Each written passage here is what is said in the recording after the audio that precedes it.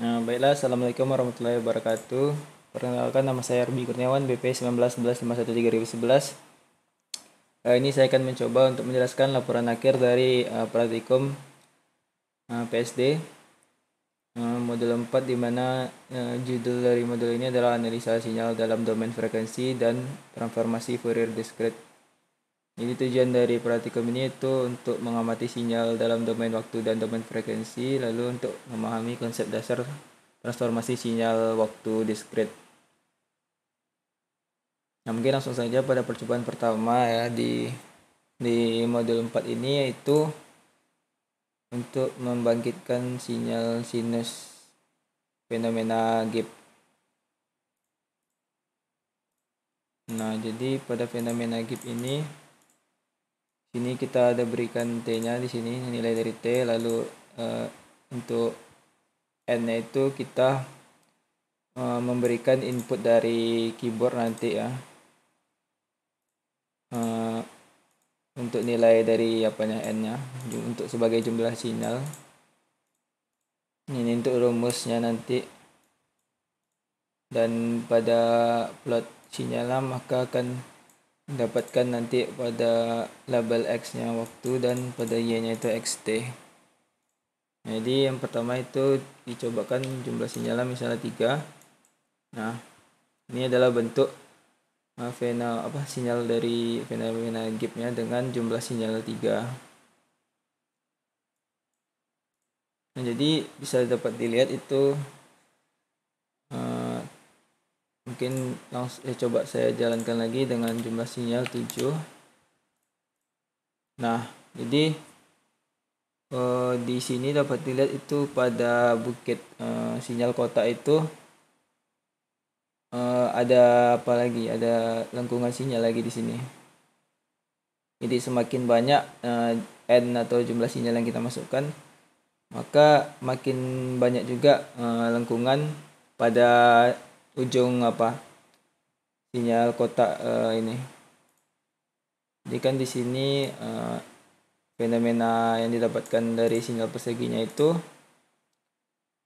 dimana kan semakin banyak nilai N yang kita masukkan atau jumlah sinyal yang kita masukkan, maka bentuk dari lengkungannya juga akan semakin banyak. Misalnya jika kita masukkan di sini jumlah sinyalnya hingga 100.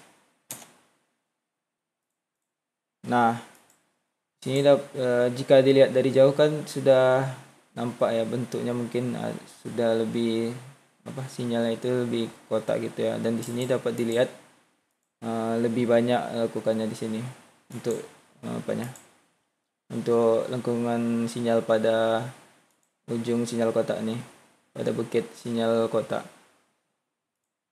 Nah, mungkin kalau misalnya kita masukkan lagi lebih banyak lagi, 1000 misalnya. Nah, bentuk dari sinyalnya itu sudah seperti sinyal kotak biasa jadinya, karena saking banyaknya N-nya di situ. Jadi dia sudah seperti sinyal kotak biasa jadinya di sini. Semakin banyak N yang kita masukkan. Nah, mungkin itu dari fenomena Gibbs. Selanjutnya itu adalah pengamatan frekuensi pada sinyal tunggal. Jadi di sini kita mencoba bangkitkan dua sinyal sinus, menambahkan dua sinyal sinus ya di sini dengan frekuensi 1 dan 2. Nah, ini untuk programnya pada MATLAB.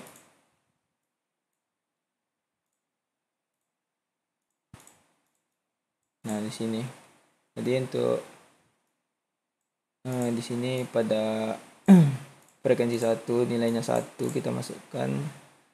Lalu ini rumusnya. Lalu F2 nilainya 3.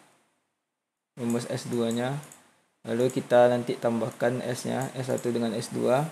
Baru kita munculkan plot sinyalnya. Mungkin langsung saja dicoba jalankan di sini. Nah, jadi di sini didapatkan itu bentuk sinyal dari frekuensi sinyal tunggal penambahan F1 dengan F2 di sini. Jadi didapatkan di sini pada apa? Pada yang waktunya di sini, sinyal pada waktunya, dan di sini pada frekuensinya di sini. Ada dua.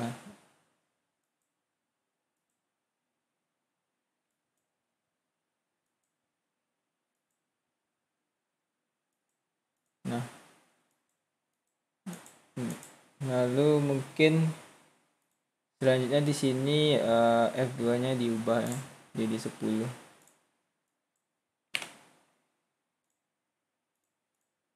Nah, bentuk sinyalnya itu semakin banyak jadinya ya, gelombangnya di sini. Dan pada frekuensinya juga di sini kan, karena tadi S2-nya 10, maka di sini kan pada apanya? X-nya itu jadi 10 di sini. Dan ini untuk yang X1-nya tadi. Jika misalnya F2-nya 20 di sini. Nah, untuk apanya? Untuk gelombangnya jadi semakin banyak, dan bisa dilihat mungkin dia makin lama jadi makin membentuk gelombang sinus di sini ya. Nah, di sini F2-nya pada 20. Mungkin saya cobakan di sini 50 pada S2-nya. Nah, di sini dapat dilihat dia udah jadi gelombang sinus, tidak ada gelombang lagi, dan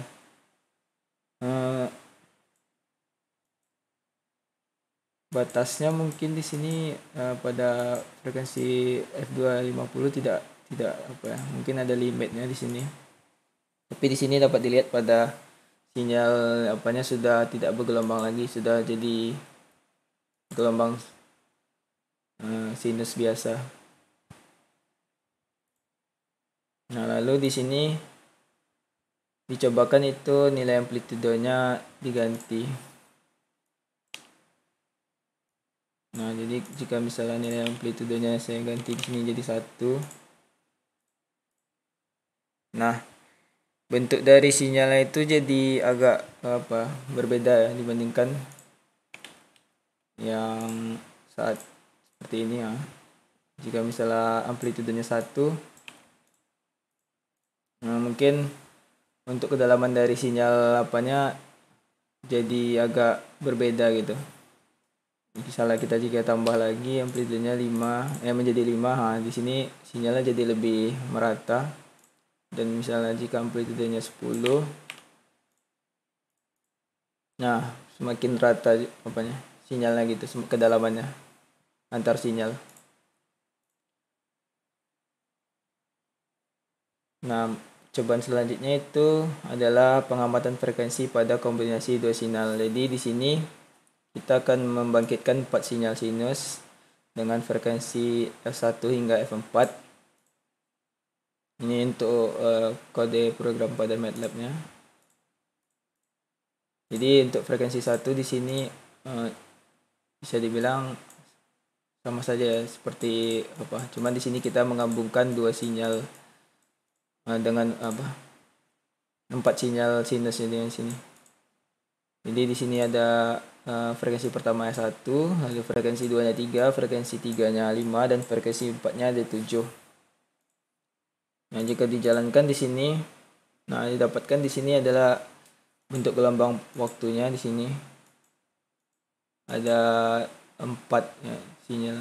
1 2 3 4 pada ujung gelombangnya. Nah, dan di sini pada frekuensinya dapat kita lihat F1-nya itu pada 1 di sini, lalu ada F2-nya 3, lalu F3-nya 5 di sini, dan terakhir itu F4-nya 7.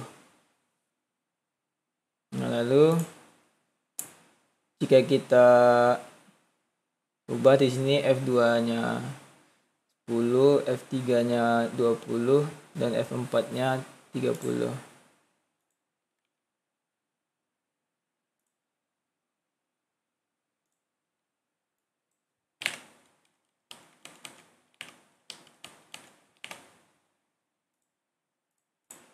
Nah, bentuk sinyalnya jadi seperti ini ya, agak lebih juga gitu. Lebih runcing-runcing gitu ya. bentuk sinyal.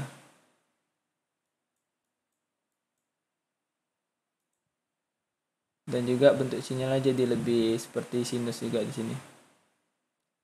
Nah, dan ini untuk frekuensinya, yang frekuensi pertama 1, frekuensi keduanya itu pada 10, frekuensi ketiganya pada 20, dan frekuensi terakhir itu yang keempat pada 30 di sini. Nah, mungkin itu untuk percobaan ketiga. Percobaan keempat yang terakhir itu pengamatan frekuensi pada kombinasi 6 sinyal. Jadi di sini kita memiliki 6 sinyal ya. Kita membangkitkan 6 sinyal sinus di sini dengan program yang diberikan.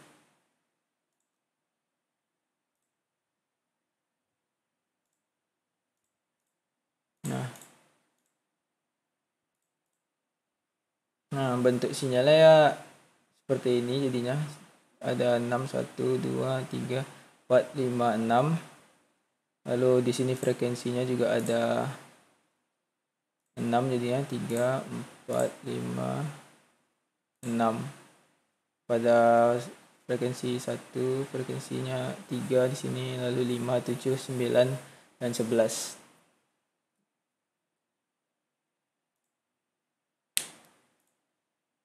Nah, selanjutnya itu percobaan di mana kita mengamati frekuensi pada sinyal audio. Jadi yang pertama itu audio yang diberikan ada 2 di sini, ada audio file AAA sama audio file nada 1 di sini. Lalu programnya kita masukkan di sini di MATLAB, di mana kita memberikan nilai default dari fs-nya itu ada 16.000. Lalu kita read pada yang pertama itu AAA dengan plotnya itu di sini diberikan 1:3400. 1, 2, 3, 4, 5. 1, 2, 3, 4, 5. Nah, jadi dapat dilihat ya bentuk dari figur pertama itu adalah sinyal dari sinyal dari audio AAA ini di sini untuk perhitungan 1, 2, 3, 4, 5 di sini. Ada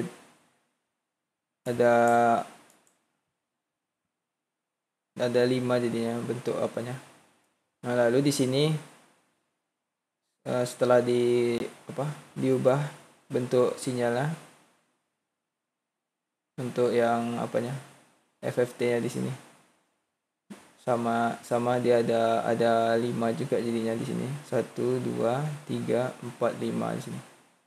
Lalu kita berikan batasnya di sini kan 3400, maka sinyalnya itu akan berhenti pada pada Y-nya 3400 di sini.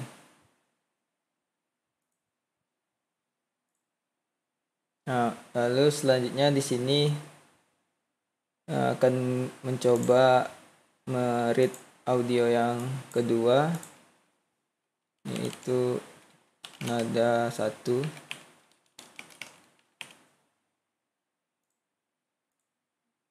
Lalu kita berikan plotnya di sini 4000.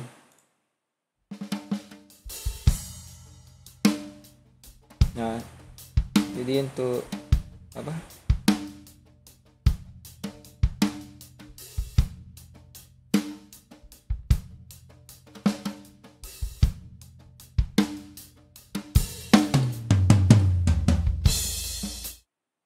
Nah, jadi ini bentuk sinyal dari nada 1 itu ya. Di sini dia mungkin karena ada 2 plot gitu, mungkin sinyalnya jadi kayak seperti ini, ada 2 gitu. Lalu saat sudah sinyalnya itu diubah pada plot kedua, banyak seperti ini jadinya gitu. Karena di sini banyak ya plot sinyalnya, maka jadi seperti ini dia. Dan di sini kita berikan batasnya itu hingga 4000. Maka bentuk sinyalnya didapatkan seperti ini. Jika kita ubah menjadi 5000 di sini, nah maka dia bentuk sinyal akan lebih panjang lagi gitu sampai 5000.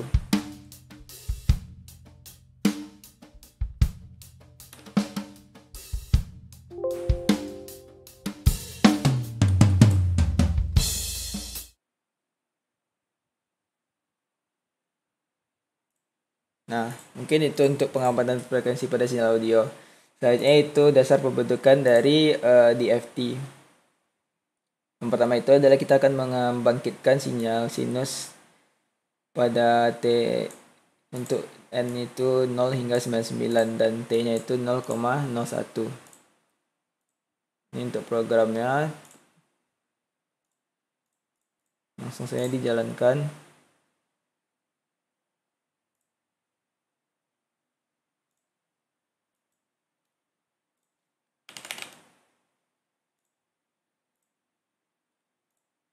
Nah, ini adalah bentuk dari pembentukan DFT dengan N-nya itu 200 ya, 0 hingga 199. Lalu T-nya itu 0,01. Jadi ini akan berhenti pada 199 ya di sini. Nah, dan dimulai pada 0. Lalu kita akan coba jika diubah dalam bentuk stem. Nah, dalam bentuk stem ini adalah titik-titiknya di sini ya. Jadi bentuk dalam stemnya seperti ini, dia ada 200 titik. Jika dijumlahkan dari sini hingga akhir,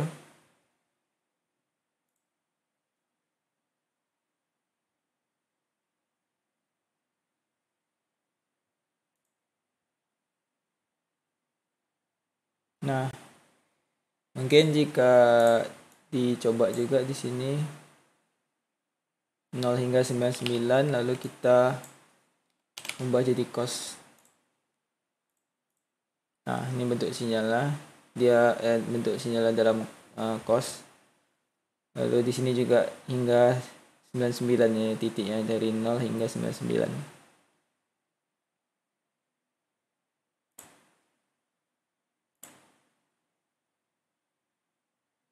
Nah, lanjut di sini adalah untuk memulai program DFT2 di sini. Jadi kita bentuk persamaan dari DFT di mana kan ini bentuk persamaannya X dikali N, XN dikali E pangkat min J K omega N. Nah, jadi mungkin rumusnya seperti ini. Jadi kalau dimasukkan saja langsung programnya ke dalam ke dalam MATLAB di sini. Jadi yang pertama itu kita akan mencoba untuk yang cos dulu terlebih dahulu di sini.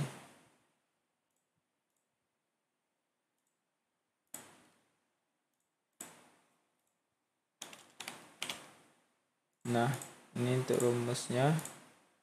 Jika di run di sini, maka kita mendapatkan dua tabel di sini ya, pada bagian real dan pada bagian imajiner.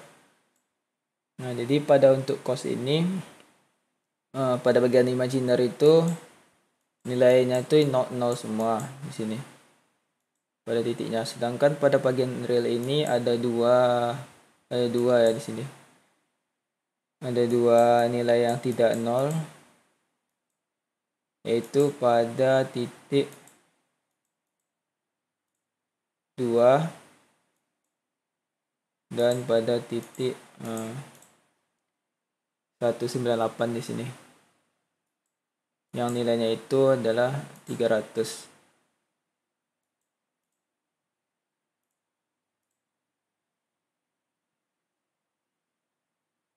Nah, jadi di sini kan didapatkan itu tepatnya itu kan N-nya 2 dan masing-masing nilainya itu 300. Jadi nilai dari ini akan mempresentasikan AN dibagi 2, di mana A-nya sama dengan 3, yang merupakan amplitude sinyal cosinus, dan N sama dengan 200. Nah, jadi di sini kita akan mencoba lagi dengan di mana kita akan mengubah sinyalnya itu menjadi sinus.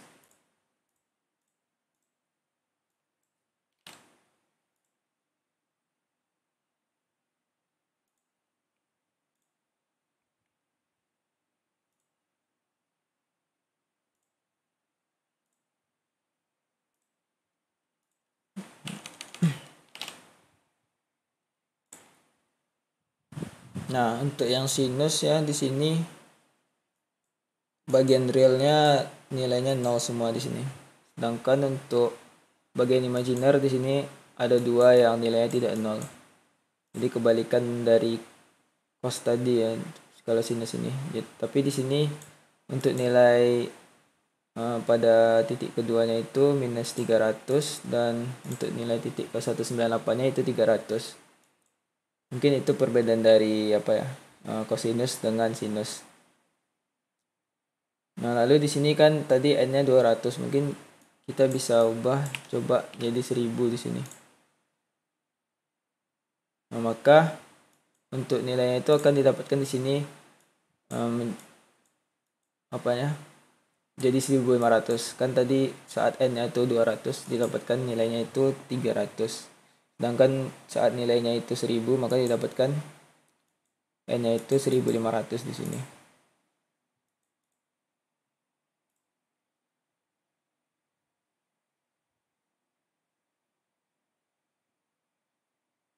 Nah, selanjutnya itu mungkin ada percobaan zero padding di sini. Jadi untuk zero padding ini mungkin saya skip saja dulu karena mungkin jika untuk programnya belum saya buat di sini. Tapi mungkin zero padding ini jika diketahui mungkin dia itu untuk penambahan angka nilai 0 gitu.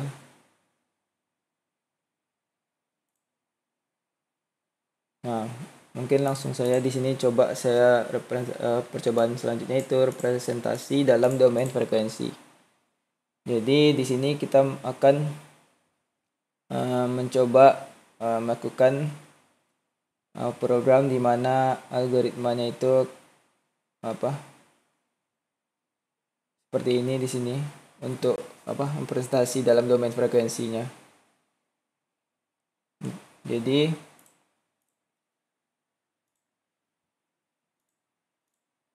nah, ini untuk programnya di sini. Untuk programnya dia ada sampling rate-nya di sini, lalu ada zero padding factor-nya, discrete time-nya, lalu ada frekuensinya. Lalu di sini ada plot time untuk plot waktunya. Lalu di sini ada spektrumnya di sini. Nah, jadi untuk yang pertama itu plot spektralnya di sini. Untuk domain frekuensinya kita jalankan.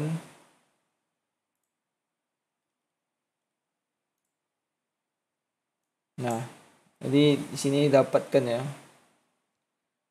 bentuk dari domain frekuensi XPP-nya itu. Dia akan ternormalisasi pada frekuensi sampling pada 0,8 di sini. Nah, lalu selanjutnya kita masukkan perubahan sini untuk plotnya.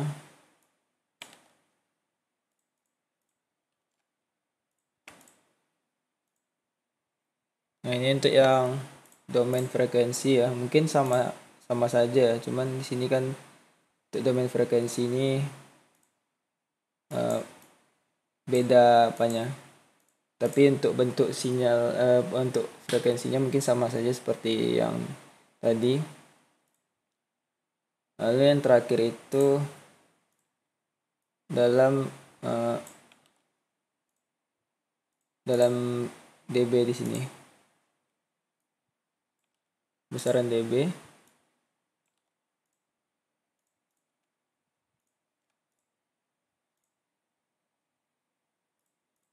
Nah, bentuknya mungkin di sini sama ya, dan dia tuh ada dua plot di sini, ada dua frekuensi sampling.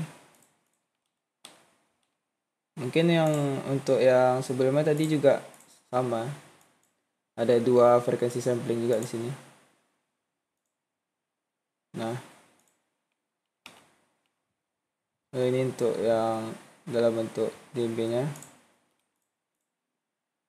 Tapi mungkin untuk nilainya itu lebih besar di sini dibandingkan yang sebelumnya.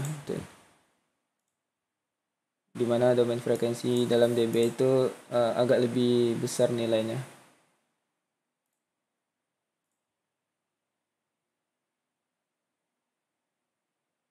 Nah,